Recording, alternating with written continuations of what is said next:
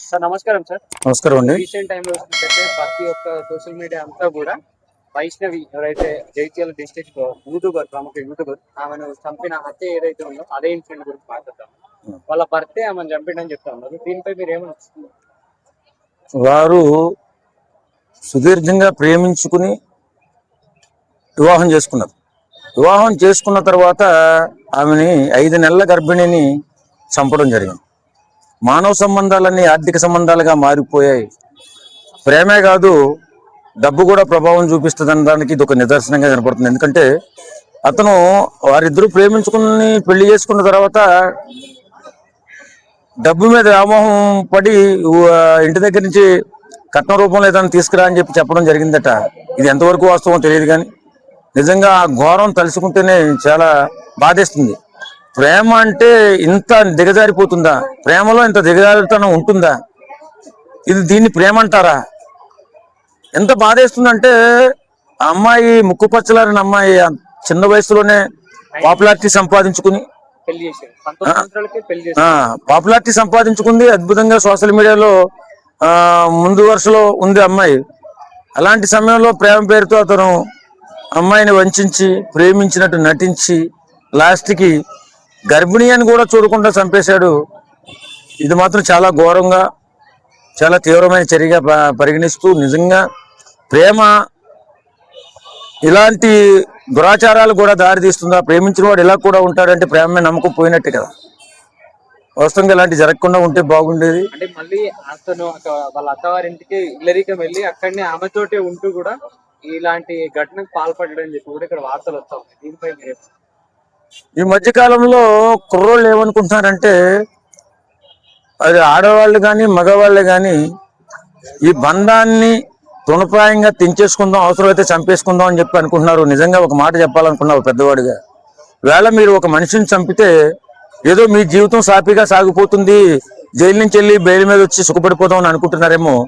కానీ ఏది అయినా మర్డర్ మీరు చేస్తే మీకు లైఫ్ పడుతుంది, జీవితాంతం జైల్లో ఉండవలసిన అగత్యం ఏర్పడుతుంది. మీ యవ్వన కాలం అంతా కూడా ఎందుకు పనికిరాకుండా జైలు గోడల మధ్య నాశనం అయిపోతుంది. ఇది దృష్టిలో పెట్టుకుని ప్రవర్తించాలి. తెలుగు తక్కువతో ఏదో చంపేస్తే మనం బాగా బతుకుతాం కదా అని చెప్పి ఆలోచిస్తున్నారు చాలా మంది. ఈ వైష్ణవిని 5 నెలల గర్భిణి చంపినటువంటి ఈ దుర్మార్గుడికి ఖచ్చితంగా కఠినాటికతంగా శిక్ష పడుతుంది. ఆ లైఫ్ లాంగ్ మరణించే వరకు కూడా అతన్ని జైలు నుంచి బయటకు పంపరు. ఎందుకు ఇలాంటి అరాచకాలు చేస్తున్నారు? ఏం సాధిద్దామని? జీవితాన్ని ప్రేమించడానికి ముందు ఏదైతే అబ్బాయి ఉన్నాడో నేను పురుగుల మంది దాడి చేస్తాను, లవ్ చేయకపోతాను అప్పుడు అట్లే. ఇప్పుడు ప్రేమించిన తర్వాత ఆమెనే చంపేసి ఇది ఎంతవరకు కరెక్ట్? కరెక్ట్ అని ఎవరు అంటారు? ఎంతవరకు కరెక్ట్ కాదు, అది అన్యాయం, చాలా అరాచకం. నిజంగా అమ్మాయికి మంచి భవిష్యత్తు ఉంది, బంగారు భవిష్యత్తు ఉంది. అమ్మాయి నలుగురితో మాట్లాడడం కానీ, అమ్మాయి యూట్యూబర్గా అద్భుత ప్రగతిని సాధించుకుంటూ ముందుకెళ్తుంది. చాలా మంచి భవిష్యత్తు ఉన్న అమ్మాయిని నిష్కారణంగా అదిలోనే తుంచిపడేశాడు.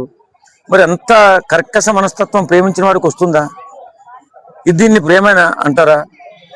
మరి ఇంత దుర్మార్గంగా 5 నెలల గర్భిణి అని కూడా చూడకుండా అన్యాయంగా ఉసురు తీసేశాడు. జీవితాంతం పాపం వెంటాడటమే కాకుండా ఖచ్చితంగా జైలు జీవితం, ఆయన జీవితాంతం అందులోనే ఉండాల్సి వస్తుంది. ఇంకేం సాధించాడు? ఆమె పోతే ఇడిపోయినట్టే. కాకపోతే ఆమె కొన్ని క్షణాల్లో ఆమె మరణించింది, జీవితాంతం చిత్రవేదం అనుభవిస్తూ వీడు మరణిస్తాడు, అంతే తేడా. ఇప్పుడు రీసెంట్ టైంలో చూసినట్టయితే సోషల్ మీడియాను ఇన్స్పైర్ గా తీసుకుని ప్రతి ఒక్కరు లవ్ వైపు అట్లా వెళ్తున్నారు కదా, అట్లా లవ్ మ్యారేజ్ చేసుకుంటున్నారు. పరిస్థితి ఏమో ఈ విధంగా మారుతుంది. వాళ్ళకి ఎలాంటి మెసేజ్ పాటిస్తాను? ఇప్పుడు ఎవరన్నా లేడీ అయినా జెంట్ అయినా మీరు లవ్ చేయండి, తప్పులేదు. కానీ కెరీర్, ముఖ్యంగా కెరీర్ని ముందు చూసుకోండి. ఎందుకంటే జీవితంలో లవ్ ఒకటే మనకు అన్నం పెట్టదు.